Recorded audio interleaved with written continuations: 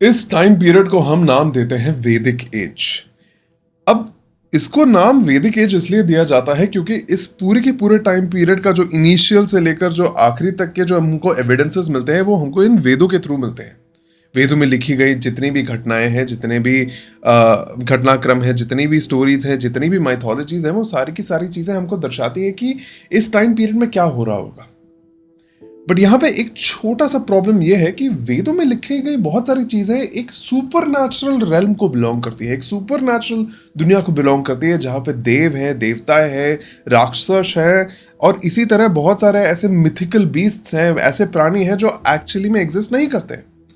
तो फिर अब हमारे लिए ये डिस्टिंक्शन बनाना बहुत ज़्यादा इंपॉर्टेंट हो जाता है कि वेदों में जो लिखी गई चीज़ें हैं वो कितनी ज़्यादा सच हैं और कितनी ज़्यादा इंटरप्रिटेटिव है, राइट? अब इसी चीज को समझने के लिए और इस रिलीजन की स्टोरी को समझने के लिए the first thing we need to do is let's take it back. जब इनिशियली हमने बात करना शुरू करी थी about people having abstract thought कि लोग एब्स्ट्रैक्ट क्या सोच रहे हैं, हमने बात करा था हमारे इन केव पेंटिंग्स के बारे में, चाहे वो भिम्बेटका के अंदर हो, चाहे वो स्पेन के अंदर हो, यूरोप के अंदर हो, जहां पे भी हमको केव पेंटिंग्स मिलती हैं। हमारा सबसे पहला थॉट क्या था? वो ये था कि इन लोगों के पास, ये जो हमारे हंटर गैदरर्स थे, आज से 10,000 साल पहले की बात है, इन लोगों के पास जब हंटिंग करने के बाद, अपना पेट भरने के बाद, जब अपनी लाइफ के ऊपर कोई खतरा नहीं था और वो एक केव के अंदर बैठे थे, उनके पास लेजर टाइम था, फ्री टाइम था, तब उन्होंने जाके इन चीजों को केव पेंटिंग के रूप में रिकॉर्ड करना शुरू किया। क्या रिकॉर्ड किया? उनकी डे टू डे लाइफ में क्या चीज़ें होती थी। अगर शिकार कर रहे हैं तो शिकार को उन्होंने नोट डाउन किया, उन्होंने डिफरेंट डिफरेंट जानवर बनाए जो उनको दिखे थे, उसी तरह उन्होंने आग बनाया, लोगों को बनाया। तो यहाँ पे ये दर्शा रहा था कि ये लोग अब धीरे धीरे वो एब्स्ट्रैक्ट थॉट लेके आ चुके हैं कि वो अब सोच पा रहे हैं बियॉन्ड खाना एंड बचाना, राइट? अब इसी टाइम पीरियड पर मान लो कि एक छोटा सा गुट है लोगों का जो एक जगह से दूसरी जगह शिकार की तलाश में जा रहा है। अब उसी टाइम पीरियड पे अगर कोई मर जाता है तो फिर पहला क्वेश्चन ये लोग एक दूसरे से यही करते होंगे कि ये जो पर्सन है जो अभी चलते चलते गिर गया, या अगर उसको चोट लगी थी, पहले वो सांस ले रहा था, अब वो नहीं ले रहा है, तो अब उनके साथ क्या हो रहा होगा? अब इस क्वेश्चन को आंसर करने के लिए इन लोगों ने खुद से क्या, अपने इस एब्स्ट्रैक्ट थॉट के थ्रू क्या इमेजिन किया होगा कि ये शायद इस शरीर से निकल के कहीं और चले गए हैं। एंड यही बात अब आ जाती है एक इमेजिन, इस चीज को इमेजिन करने की कि शायद मरने के बाद भी लाइफ कहीं और एग्जिस्ट करता होगा। उसी तरह दूसरा क्वेश्चन इन लोगों के दिमाग में आता होगा कि अगर बारिश हो रही है या आग लग रही है या हवा चल रही है, ये कहां से हो रहा है? तो उसके लिए भी इन्होंने क्या किया? उन्होंने इसी चीज को धीरे धीरे इमेजिन करना शुरू किया कि देखो, मैं खुद आग नहीं लगा सकता हूं, मैं खुद हवा नहीं चला सकता हूं, बट कोई तो चला रहा होगा, कोई तो ये चीज कर रहा होगा। अगर ऊपर से बारिश आ रही है तो इसका मतलब कोई ऊपर से बारिश कर रहा होगा। तो इसी चीज को इमेजिन करते हुए इन्होंने क्या किया, इन सारी चीजों को एक पर्सोनिफिकेशन दे दिया, जिसको हम एंथ्रोपोमॉर्फिज्म भी कहते हैं, कि इन्होंने लोगों को एक नेचुरल फिनोमेना को एक इंसान की तरह देखना शुरू किया, अपने तरह देखना शुरू किया। उन्होंने कहा कि जरूर एक बहुत ही कोई शक्तिशाली पर्सन होगा जो ऊपर क्लाउड्स में बैठा होगा, जो बारिश करवा रहा है, या जो जिसकी वजह से हवा चल रही है, जिसकी वजह से ये आग लग रही है। अब धीरे धीरे क्या हुआ, जैसे जैसे एग्रीकल्चर की तरफ हम बढ़ने लगे, हमने देखा कि एग्रीकल्चर के लिए बारिश का होना बहुत ज़्यादा इंपॉर्टेंट था, जो हमारा जो लैंड है उसका उपजाऊ होना बहुत ज़्यादा इंपॉर्टेंट था। तो हमने क्या करना शुरू किया, हमने उन हर चीज़ को पर्सोनिफाई करना शुरू किया जिसकी ज़रूरत मुझे एग्रीकल्चर के लिए पड़ रही थी। अब ये चीज़ सिर्फ एग्रीकल्चर में सीमित नहीं थी। अगर मान लो मुझे शिकार चाहिए, अगर मुझे शिकार करना है, तो शिकार करने के लिए मेरे लिए शिकार मौजूद होना चाहिए। अब ऐसा गारंटी नहीं है कि कल मैं अगर जंगल में गया शिकार करने के लिए मुझे कल शिकार मिल जाएगा, पर अगर वो गारंटी नहीं है तो मैं फिर खाना क्या खाऊंगा? तो कहीं ना कहीं इस शिकार को भी हमने पर्सोनिफाई करना शुरू किया, और पर्सोनिफाई करते करते, पर्सोनिफिकेशन का मतलब क्या है कि हमने हर उस फिनोमेना को, हर उस घटना को एक इंसान के रूप में देखना शुरू किया, क्योंकि अगर हम उसको इंसान के रूप में देखते हैं तो फिर उसके साथ एक एक्सचेंज करना हमारे लिए ईजी हो जाएगा, पॉसिबल हो जाएगा। फॉर एग्जाम्पल, यहीं से बात हमारी शुरू हो जाएगी रिलीजन के बारे में। And I want you to think about religion in this context. इस कॉन्टेक्स्ट में अगर मैं चाहता हूं आप रिलीजन को उसी तरह देखो जिस तरह आप खाने को देखते हो। फॉर एग्जाम्पल, अगर आपके घर पे कोई आता है तो आप उनके लिए खाना बनाते हैं, कोई अच्छी सी डिश बनाते हैं। अब आप और मैं, हम लोग, हमारा जो ये इंडियन लिविंग सिस्टम है, हमारा एक बड़ा ही कॉम्प्लेक्स सिस्टम है गेस्ट्स के साथ, जहां पे आप पाओगे कि ये जो आने वाले गेस्ट हैं, अगर ये हमारे अनचाहे मेहमान हैं तो उनके लिए जो खातिरदारी की जाएगी वो थोड़ी अलग होगी, और जो मनचाहे मेहमान हैं उनके लिए जो खातिरदारी करी जाएगी वो थोड़ी डिफरेंट होगी। क्योंकि आप पाओगे कि हर इंसान के लिए, जो भी आपके घर में आ रहा होगा, आप सबके लिए एक तरह का खाना नहीं बनाओगे। किसी के लिए बहुत अच्छे बर्तनों में खाना सजाया जाएगा, किसी के लिए नॉर्मल प्लेट्स में खाना सजाया जाएगा। तो ये क्या दर्शा रहा है? ये आपका एक रिलेशन दर्शा रहा है उन लोगों के साथ खाने के माध्यम से, राइट? इनफैक्ट अगर आपने अपने स्कूल या अपने कॉलेजेस या अपने वर्क स्पेसेस में देखा होगा कि अगर आप कभी टिफिन शेयर करते हो लोगों के साथ, वो क्या होता है, एक तरीका होता है अपना बॉन्ड बनाने का लोगों के साथ, राइट? कि आप खाना शेयर कर रहे हो, आप दूसरे के साथ खाना शेयर कर रहे हो, तो आप उनके साथ एक बॉन्ड बना रहे हो। एंड बैक देन, उस टाइम पीरियड में, हमारी हिस्ट्री के उस टाइम पीरियड में, खाना एक सर्वाइवल के लिए एक बहुत बहुत ज्यादा इंपॉर्टेंट चीज थी, राइट? तो आपके लिए अपना खाना शेयर करना एक बहुत बड़ी बात थी। तो आपका जो इन लोगों के, ये जो पर्सोनिफाइड जो नेचुरल चीजें हैं, इनके प्रति अगर आपको श्रद्धा दिखानी थी, तो the very first thing you would do is share your food, है कि नहीं? The very first thing you would do would be to share your food. Now अगर आप अपना खाना शेयर करने वाले हो, तो आपको पता तो चलना चाहिए ना कि इनको ये खाना पसंद है या नहीं, या ये इन खाना उन तक पहुंच रहा है या नहीं।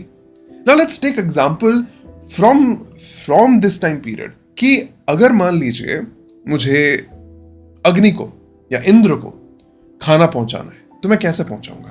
तो वहां पर वही सेम लॉजिक लगाते हैं जो इन लोगों ने इंटरप्रिटेशन के लिए लगाया होगा, कि अगर मैं आग जला रहा हूं तो ये आग का धुआं कहां जा रहा है? ऊपर जा रहा है। और बारिश कहां से आ रही है? ऊपर से आ रही है। वो जो हमारे पर्सोनिफाइड लोग हैं वो कहाँ हैं? हमसे बहुत ज्यादा शक्तिशाली लोग हैं, और जिनको हम देख नहीं पाते, तो कहाँ रहते होंगे? ऊपर रहते होंगे। तो अगर ऊपर रह रहे हैं और अगर आग जो मैं जला रहा हूं वो धीरे धीरे ऊपर जा रहा है, तो हो सकता है मेरा जो ये आग है, it's going to be my medium to send food to them, right? अब दो चीजें तो मुझे मिल गई। मुझे जरिया मिल गया कि किस तरह मैं इन लोगों को, ये लोग किस तरह उन भगवानों को, उन पावरफुल लोगों को किस तरह अपना खाना पहुंचाएंगे। अब दूसरी चीज क्या थी? दूसरी चीज ये थी कि मुझे इन सारे नेचुरल फिनोमिनास का एक फेवर चाहिए था। फेवर माने कि अगर मुझे कल शिकार करना है, तो मैं चाहता हूं कि अगर मैं शिकार पे जाऊं कल, तो मुझे वो शिकार मिले। तो फिर मैं एक देवता बनाता हूं। अगर जैसे ये जो शिकार है, शिकार के लिए कोई देवता होंगे, तो मैं उन देवता को पूजने के लिए आग जलाता हूं, और मेरा जो फेवरेट खाना है, या मेरे लिए जो सबसे मूल्यवान खाना है, मैं वो आग में डालता हूं, जिससे उस देवता के पास वो जो मेरी ऑब्लेशंस है, जो मेरा वो जो खाना मैं दे रहा हूं, उन तक पहुंचे, जिससे वो देवता अपना फेवर मेरी तरफ रखे, और जिससे जो मैं कल शिकार करने जा रहा हूं वो शिकार मुझे मिले। चीजें थोड़ी फेमिलियर लग रही हैं। अब सेम चीज मैं शायद बारिश के लिए भी करूंगा, कि अगर मैं चाहता हूं मेरी उपज अच्छी हो जाए, मेरी खेती बाड़ी अच्छी हो जाए, या फिर मेरे पास पानी नहीं है, मुझे पानी मिल जाए, तो मैं आग जलाता हूं, मैं चीजें डालता हूं आग के अंदर, और अपना मैसेज भगवान तक पहुंचाता हूं। तो एक ट्रांजैक्टरी रिलेशनशिप मैंने बनाना शुरू किया, जहां पे मुझे पता चला है कि देखो, ये जो भगवान लोग होंगे वो हमारी तरह ही लोग होंगे, वो भी खाना खाते होंगे, वो भी पीते होंगे, वो हमसे बहुत ज्यादा पावरफुल जरूर हैं, बट उनको भी ये सारी चीजें अच्छी लगती होंगी। तो उनको जो जो चीजें अच्छी लगती हैं, उनके लिए हम ये प्रोसेस बनाते हैं। अब now let's come back to our Rigvedic time period. हमको एटलीस्ट ये तो पता चल चुका है कि ये जो स्टार्टिंग ऑफ रिलीजन था वो कैसा हुआ था, किस तरह उन एब्स्ट्रैक्ट थॉट्स को लेते हुए हम आगे चले थे। नाउ इन्हीं एब्स्ट्रैक्ट थॉट्स को बहुत सारा वेटेज मिल जाता है ऋग्वेद के अंदर, बिकॉज ऋग्वेद के अंदर हमको, सिर्फ ऋग्वेद के अंदर ही नहीं, आगे आने वाले जितने भी हमको वेद मिलते हैं, ऋग्वेद के अंदर 10 मंडलों के अंदर ही हमको बहुत सारे ऐसे डिफरेंट भगवानों के नाम मिल जाते हैं, बहुत सारे डिफरेंट हमारे डिएटीज के नाम मिल जाते हैं, जिनके थ्रू चीजें करवाई जा रही थी, जिनके नाम पे यज्ञ करवाए जा रहे थे। और ये जो यज्ञ का प्रोसेस है, ये भी बहुत ज़्यादा इलैबोरेट हो जाता है। अब सिर्फ बात ये नहीं है कि आप आग जलाओगे, चीज़ें डालोगे तो हो जाएगा, नहीं। अब हर चीज़ का एक प्रोसेस है। इनफैक्ट अगर आप देखोगे ऋग्वेद के अंदर हमको करीबन 16 डिफरेंट पुजारियों या पुरोहितों के नाम मिलते हैं, जिनका सबका काम अलग अलग होता है। जैसे होत्री जो होता है या होत जो होते हैं, उनका काम मंत्र पढ़ना होता है। उसी तरह एक पुरोहित होंगे जिनका काम होगा ये जो पूरा का पूरा जो क्रियाक्रम है यज्ञ करने का, उसको संभालने का। उसी तरह इनके असिस्टेंट्स होंगे जिनको डिफरेंट डिफरेंट नाम दिए जाते हैं। तो ये सारी की सारी चीज़ों में एक प्रोसेस डाल दिया जाता है, राइट? क्योंकि अब बात क्या होने लगी थी कि मैंने आपको बताया कि बारिश के लिए ये पूजा करवाई जा रही थी या शिकार के लिए, बट अब धीरे धीरे सोसाइटी जब और कॉम्प्लेक्स हो जाती है तो हमारे जो डिमांड है वो भी और कॉम्प्लेक्स हो जाते हैं।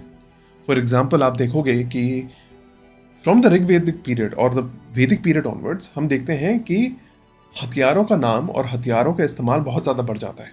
इनफैक्ट हमको वेदों के अंदर बहुत सारे ऐसे हिम्स मिलते हैं, बहुत सारे ऐसे मंत्र या रेफरेंसेस मिलते हैं जहाँ पे प्रॉपरली हथियारों के भेंट के बारे में या हथियारों के बारे में बात करी गई है, राइट? इनफैक्ट अगर आप इंद्र को देखोगे, इंद्र को उनका जो पर्सोनिफिकेशन है इंद्र का, वो पर्सोनिफिकेशन ही होता है इस रूप में कि वो एक ऐसे डीएटी हैं जिनके हाथ में एक बहुत बड़ा वज्र या थंडर बोल्ट रहता है, जिससे वो हर तरीके के ईवल्स का विनाश कर देते हैं, हर बुरी चीज़ का विनाश कर देते हैं। तो इसीलिए बहुत सारे ऐसे हमको डेडिकेशंस मिल जाते हैं, हिम्स मिल जाते हैं वेदों के अंदर जो डायरेक्टली इंद्र से बात करते हैं। क्यों? बिकॉज इस टाइम पीरियड में वॉर्स बहुत ज़्यादा हो रहे थे, और अगर वॉर्स बहुत ज़्यादा हो रहे थे तो हमको वॉर गॉड का, इंद्र का फेवर चाहिए था। तो इसलिए बहुत सारे इलैबोरेट रिचुअल्स आ जाते हैं इंद्र के लिए, और इसी तरह बहुत सारे हमको डिफरेंट डिफरेंट गॉड्स मिल जाते हैं। बट हमारे लिए इन मंत्रों के बारे में जानना उतना ज़्यादा इंपॉर्टेंट नहीं है जितना ज़्यादा इंपॉर्टेंट है इन मंत्रों के पीछे के रीजंस को जानने का। So if you look a little more deeply into this, you will find that कि इस टाइम पीरियड में लोगों के लिए वेल्थ क्या था? Wealth would be the resources they have, कि कितना सारा एरिया इनके अंडर है, कहाँ कहाँ कितनी गायें हैं इनके पास, क्योंकि गाय, कैटल, मवेशी इनके लिए बहुत ज़्यादा इंपॉर्टेंट था। इनके पास कितने लोग हैं, बिकॉज यही लोग जा रहे थे फाइट करने के लिए, यही लोग जा रहे थे। उस टाइम पे प्रॉपर मोनार्की एग्जिस्ट नहीं करती थी, राजा नहीं एग्जिस्ट करता था। इनफैक्ट उस टाइम पे जो जिनको हम राजन का नाम देते हैं, वो जो चीफ होते थे, इस एक छोटे गुट के या छोटे कुल के जो चीफ होते थे, वो खुद जाके लड़ते थे। वो पोजीशन धीरे धीरे जब क्लैन और ज़्यादा बड़ा हो जाएगा, वो आगे जाके चेंज हो जाएगा toward the king that we see later on. जो बाद में जो हम राजाओं को देखते हैं ना, जो जिनकी स्टोरी पूरी बदल जाती है, जहाँ पे वो बैठ के कमांड देते हैं और उनके सेनापति होते हैं जो आज जाके लड़ते हैं, या फिर राजा बहुत रेयरली ही फील्ड पे जाते हैं। वो सिचुएशन पहले नहीं था, पहले ये सब जाके लड़ते थे। So in that situation also the person who would be the strongest, जो सबसे ज़्यादा बलशाली, जो सबसे ज़्यादा पावरफुल होंगे, उन्हीं को चीफ बनाया जाता था, right? Now during this time period हम पाते हैं कि there are different type of mentions being there in the Rigveda. Rigveda के अंदर हमको गंधर्व के बारे में मिलता है, हमको यतोधनों के बारे में पता चलता है, पिशाचों के बारे में बात करी जाती है, और इन सारे चीज़ों के अंदर ही पासिंग में बहुत सारी डिफरेंट डिस्कशंस हैं, जिसमें बात करी गई है क्रिएशन ऑफ द वर्ल्ड के बारे में, कि ये जो वर्ल्ड है वो कैसे बना। क्योंकि आप खुद सोचो, ये जो एब्स्ट्रैक्ट थॉट हमने स्टार्ट किया था इन द वेरी बिगिनिंग, जहाँ पे छोटी छोटी चीज़ें थी कि हमको अगर ये चाहिए तो मैंने ये बनाया, बट धीरे धीरे जितना जितना लेजर टाइम बढ़ता चला गया और ये जो क्वेश्चंस है उतना ज़्यादा कॉम्प्लिकेटेड होते चले गए, उतना ही ज़्यादा ये क्वेश्चंस हमारे लिए और ज़्यादा इंपॉर्टेंट बनते चले गए, और इनका स्कोप और ज़्यादा बढ़ता चला गया कि अगर हम मनुष्य जीवित हैं तो हम जीवित क्यों हैं, ये जो दुनिया है इसकी सृष्टि कैसे हुई है, इसको कैसे बनाया गया है, किसने बनाया है। अब देखो, जब इनिशियल नेचुरल फिनोमिनाज को हमने गॉड बनाना शुरू किया था कि बारिश का भी कोई गॉड होगा, हवा का भी कोई गॉड होगा, वाटर का भी कोई गॉड होगा, इस आग का भी कोई गॉड होगा, बट उसके बाद जब हमारे क्वेश्चंस और डीप होते चले गए तो इन गॉड्स का जो पावर है वो भी और बढ़ता चला गया। एंड वही आ गया, हम जाके देखेंगे कि जब हम धीरे धीरे ये जो इंद्र, अग्नि, वरुण, उषा, इनकी जो बात करते हैं, ये धीरे धीरे साइडलाइन हो जाएंगे, क्योंकि ये तो बड़े ही सिंगुलर छोटे छोटे गॉड्स थे, और धीरे धीरे बात होनी शुरू हो जाएगी ब्रह्मांड के बारे में, ब्रह्म के बारे में, डिस्ट्रक्शन के बारे में, शिव के बारे में, शक्ति के बारे में, जो who in scope of power के स्कोप में बहुत और ज़्यादा बड़े हो जाते हैं। क्योंकि हमारे जो एब्स्ट्रैक्ट थॉट है, हमारे जो क्वेश्चंस हैं वो और ज़्यादा डीप बन जाते हैं। तब सिर्फ अब बात ये नहीं है कि मुझे बारिश की ज़रूरत है, तब सिर्फ बात ये नहीं है कि मुझे आग की ज़रूरत है, तब बात ये है कि मैं अगर इस दुनिया में आया हूँ, मेरी अगर सृष्टि हुई है तो हुई क्यों है, मनुष्य कौन है, मनुष्य का क्या कारण है यहाँ पे आने का। So the deeper the questions become, the more powerful the gods become, because at the end of the day इस टाइम पीरियड में हमारे पास ना ही टेलीस्कोप्स है, ना ही हमारे पास साइंस है, ना ही कोई ऐसी चीज़ है जिसके थ्रू हमको ये क्वेश्चंस का आंसर मिला है। इनफैक्ट इन क्वेश्चंस का आंसर हमारे पास आज भी नहीं है, राइट? ये जो द मीनिंग ऑफ लाइफ का जो क्वेश्चन है, ये लोग वहां पे अब धीरे धीरे पहुंचना शुरू हो गया था। इनका जो थॉट प्रोसेस वो धीरे धीरे वहां पहुंचना शुरू हो गया था। So that's why it became a lot more important for them later on to incorporate more and more things in their rituals. क्यों? बिकॉज देखो, अब चीजें ज्यादा इलाबरेट होती जा रही है, वॉर ज्यादा इलाबरेट होता जा रहा है, हमारे क्वेश्चंस बहुत ज्यादा इलाबरेट होते जा रहे हैं, तो कहीं ना कहीं जो हमारा ये जो पूरा का पूरा सिस्टम है, ये भी और ज्यादा इलाबरेट होता जा रहा है अब।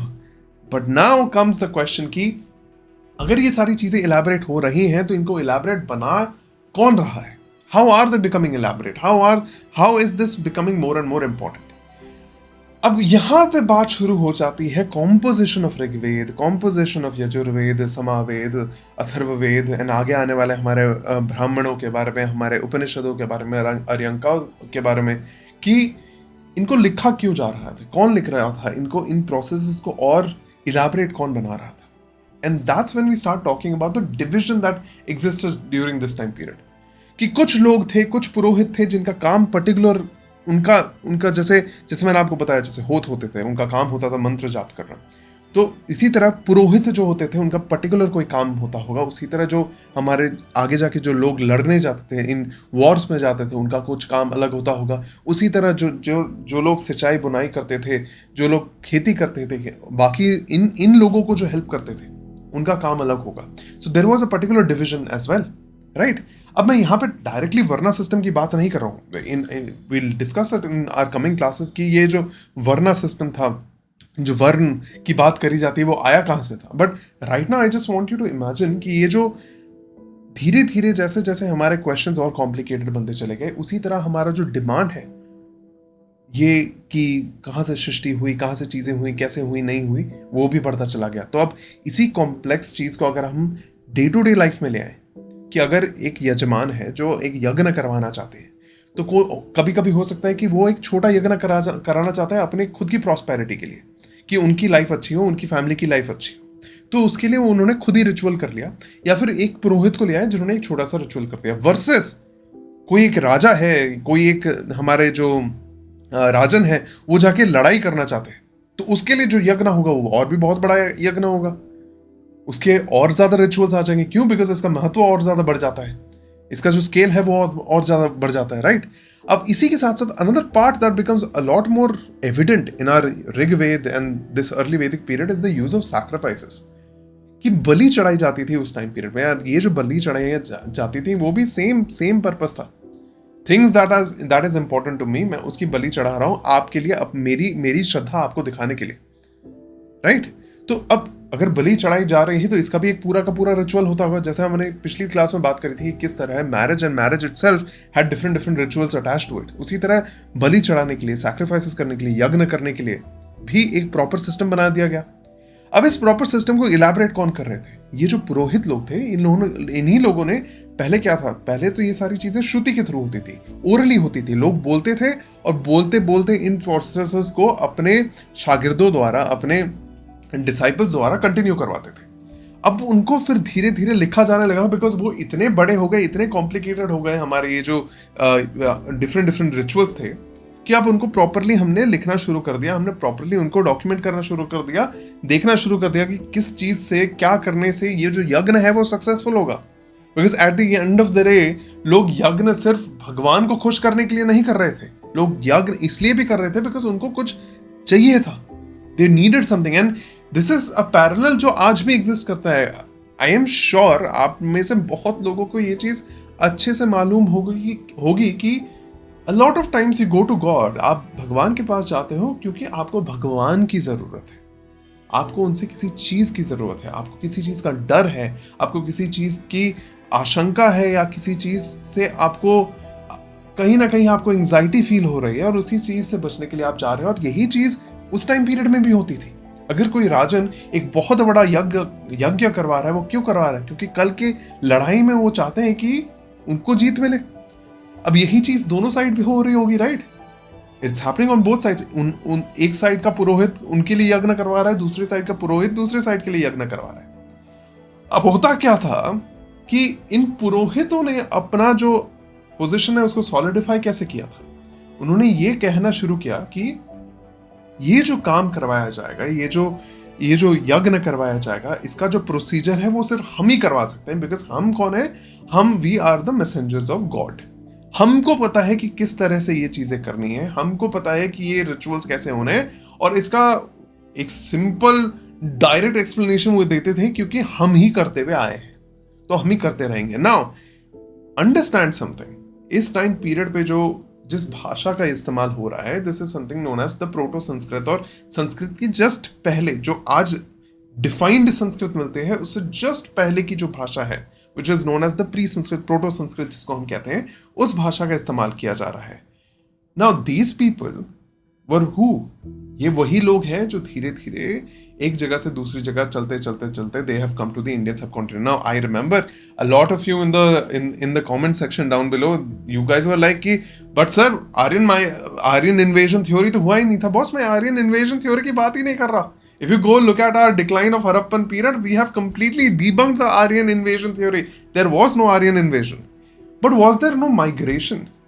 जेनेटिक एविडेंसेस के माध्यम से जो हमने पाया है कि there has been a movement of people happening from the steppe region towards India. अब ऐसा भी नहीं है कि इंडिया से मूवमेंट नहीं हुआ है, बट जेनेटिक्स के हिसाब से जो हमको सैंपल्स मिले हैं, जो डेविड राइक की जो स्टडी है जिसके अंदर इतने सारे सैंपल्स को स्टडी किया गया था और उनको करंट जीनियोलॉजी के साथ मैच किया गया था, जिसका मैंने लिंक आपको पहले भी दे रखा है, but I will also put it down below in this video as well, कि ये जो जेनेटिक स्टडी डेविड राइक और उनकी टीम ने करी थी, which had more than 80 different people from the scientific field looking into the same data. उसमें से there were a lot of Indians as well who were looking into this data, and उसके through जो हमको evidence मिले हैं, that clearly shows that there has been some sort of a migration of people from the central Asian steppes towards India. इतना मुझे clear है। अब इसको मैं हिस्टोरिकली भी देख सकता हूँ, क्योंकि मैं जब पाता हूँ कि जो पर्टिकुलर कल्चर एग्जिस्ट कर रहा था during the Harappan time period, उनकी जो पॉटरी थी, उनका जो बरियल था, उनका जो सिस्टम था लिविंग का, और फिर आगे आने वाले जो मुझे लोग मिलते हैं और उनका जो बरियल है, उनके जो पॉटरी है, उनका जो सिस्टम है रहन सहन का, those are completely different, right? कि किस तरह बरियल्स होते थे, किस तरह के रिचुअल्स फॉलो होते थे, they were different. Now at the same time the languages these people were speaking were very different, because Rigveda में आगे जाके वी फाइंड दैट ये जो लोग हैं, जो अपने आप को ऋग्वेद वाले लोग कहते हैं, जो अपने आप को डिस्टिंक्टली देखते हैं, वो कहते हैं कि इनको जो आगे आके जो लोग मिलते हैं वो बड़े ही डिफरेंट टाइप के लोग थे। वो लोग अभी भी हंटर्स थे, वो अभी भी उनके जो कस्टम्स थे वो हमसे मेल नहीं खाते थे। वो जो भाषा बोलते थे, and this is much more important to us, वो जो भाषा बोलते थे वो भाषा हमारे से डिफरेंट थी। हम तो संस्कृत बोलते थे, हमारा जो टंग था वो प्योर टंग था, जबकि ये लोग जो थे वो प्राकृत बोलते थे। जो इनका टंग था वो नेचुरल टंग था, वो हमसे डिफरेंट था। सो अगर ये लोग ऋग्वेद में एक पर्टिकुलर डिस्टिंक्शन के बारे में लिख रहे हैं, जहां पे इन लोगों का जो अपना डिस्टिंक्शन है, और जो आगे आने वाले लोग इनको मिलते हैं डिफरेंट जगहों में, जब वो लोग जाते हैं और उनको डिफरेंट लोग मिलते हैं, उस डिस्टिंक्शन के बारे में जब ये लोग लिख रहे हैं अपने ऋग्वेद के अंदर ही, तो हमको एटलीस्ट ये तो पता चल चुका है कि these people were different people. ये लोग जो थे वो डिफरेंट लोग थे, है कि नहीं? So now taking that into account, हम यही बात कर रहे थे कि दैट बिकॉज ये जो पुरोहित थे, इन्होंने संस्कृत में चीजें लिखना शुरू किया। इन्होंने बोला कि ये जो हम चीजें बोल रहे हैं, लिख रहे हैं, जो रिचुअल्स बना रहे हैं, ये सिर्फ हम ही बना सकते हैं, ये सिर्फ हम ही परफॉर्म कर सकते हैं। अगर आपको अच्छे से परफॉर्म करवाना है तो हम ही से परफॉर्म करवाइए। अब इसका मतलब क्या होगा? इन पुरोहितों के अंदर भी एक हायरार्की होती होगी, जिसमें जो सबसे बड़ा यज्ञ जिनको करवाना होता है वो सबसे बड़े पुरोहित होंगे। अब यही चीज दोनों साइड हो रही होगी। अगर मान लो कल वॉर होना है तो उस साइड के पुरोहित भी वही करवा रहे हैं और दिस साइड के पुरोहित भी यही करवा रहे हैं, जो दो गुटों के बीच में, जिनके बीच में ये संग्राम होने वाला है। अब इस टाइम पीरियड में मैं आपको बता रहा था किस तरह these Purohit people they establish themselves. उन्होंने क्या, उनके लिए क्या था? उन्होंने जब यज्ञ करवाया एक राजा का और बोला कि ठीक है, हमने बहुत बड़े यज्ञ करवाया है, बहुत बड़ी बड़ी बलियां चढ़ाई हैं, तो ये सब कुछ सक्सेसफुल था, कल के फाइट में आप ही जीतोगे। अगर कल राजा जीत जाता है तो ये तो प्रूफ हो जाता है कि जो पुरोहित ने यज्ञ करवाया था इसी की वजह से राजा जीता है। और अगर कल राजा हार जाता है तो यूजुअली क्या होता है, हारने वाली पार्टी को, जो पार्टी जीत जाती थी, जो गुट जीत जाता था, वो अपने में एसिमिलेट कर लेता था, और जो राजा है, जो उनके लीडर होते थे, या तो उनको मार दिया जाता था या उनको बंदी बना लिया जाता था। उस टाइम पीरियड में क्या होगा कि उनके जो पुरोहित थे, उनके जो हेड पुरोहित थे जिन्होंने ये यज्ञ करवाया था, वो उनको क्रेडिट मिल जाएगा, और ये जो हमारे पुरोहित है वो उनके अंडर आ जाएंगे, right. So most of the time period this is what was happening, कि इन पुरोहितों ने अपना जो पोजीशन है वो अपने आप को इंडिस्पेंसिबल बना दिया था। एंड यही चीज हम आगे जाके देखेंगे फ्रॉम द लेटर वैदिक period towards the Mahajanapada period. जब हम मूव करने लगेंगे, हम पाएंगे कि धीरे धीरे ये जो हमारा क्षत्रिय क्लैन था, जिसको हम क्षत्रिय क्लैन के नाम से जानते हैं, इस क्षत्रिय कुल के लोगों में एक एनिमोसिटी आ जाएगी, एक प्रॉब्लम आ जाएगी इस चीज को देखते हुए कि ये पुरोहित लोग अपने आप को हमसे भी ज्यादा सुपीरियर कैसे बता सकते हैं, when we are the people who are the kings. हम लोग जा रहे हैं, वॉर कर रहे हैं, ये सारी चीजें कर रहे हैं, और हम ये भी देखेंगे कि किस तरह इस चीज को ओवरकम करते हैं हमारे पुरोहित लोग। And eight the same time इसी का ही ब्रांच आउट हम देखेंगे, हाउ विल सी आगे जाके how Buddhism and Jainism comes into play, कि how Buddhism Jainism became a reaction to these things, a reaction where जहां ये वर्ण सिस्टम स्टार्ट हो गया था, जहां ये वर्णों की वजह से लोगों को धीरे धीरे डिफरेंशिएट कर दिया गया था, इसके अगेंस्ट बात करने के लिए या इसके अगेंस्ट जाने के लिए Buddhism and Jainism came into being. Now were there no divisions in Buddhism and Jainism? उनमें भी था, उनमें भी there were clear cut divisions. आगे जाके हम देखेंगे there were particular issues in all of these religions, but at least यहां से हमको इतना पता चल चुका है कि रिलीजन का जो नींव है ना, वो नींव पड़ी थी एक ज़रूरत से, जहाँ पे लोगों के पास एक अनसर्टेनिटी थी, एक डर था, एक फियर था कि मुझे नहीं पता मेरे साथ कल क्या होगा, तो मुझे किसी तरह की सर्टेनिटी चाहिए, कोई भरोसा चाहिए, और वो भरोसा दिलाने के लिए ये यज्ञ करवाए गए, ये पूजा करवाई गई, और उस भरोसे के नाम पे धीरे धीरे धीरे धीरे ये चीज़ बढ़ती चली गई। Right now, this is just a conversation about how these things began. ये शुरू कैसे हुए? अब आप में से बहुत लोगों के पास ये क्वेश्चन आएगा कि ये सही था या गलत था, and that is not the question at all. History is not about marking something right or wrong.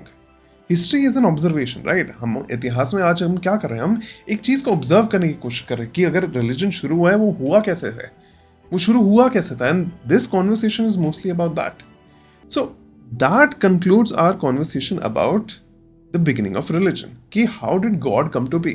Now अगली क्लास में we will talk about how the varna system came into being, and धीरे धीरे हम इसी को transition करते हुए ले जाएंगे towards the later Vedic period, जब हम देखेंगे कि जो इनिशियल मुझे वेद मिलते हैं, वहां से जब इलेबोरेशन शुरू होता है towards different Aryankas, towards the Upanishad, towards the Brahman, towards the Purans, जब ये सारी चीजें आना शुरू करती हैं, किस तरह ये और ज्यादा बढ़ जाता है, किस तरह ये जो रिचुअलिस्टिक सिस्टम है इसके अंदर डिफरेंट डिविजन्स आ जाते हैं, और किस तरह उसका इफेक्ट सोसाइटी के ऊपर डायरेक्टली आता है, right. And after that we will obviously talk about what was happening in down in the south, we will talk about the Sangam period, we will talk about the megalith structures, and वहां से फिर आगे चलेंगे towards our civilizational period that we see later on, right?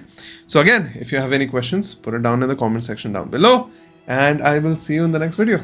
Thank you so much for watching. Bye bye.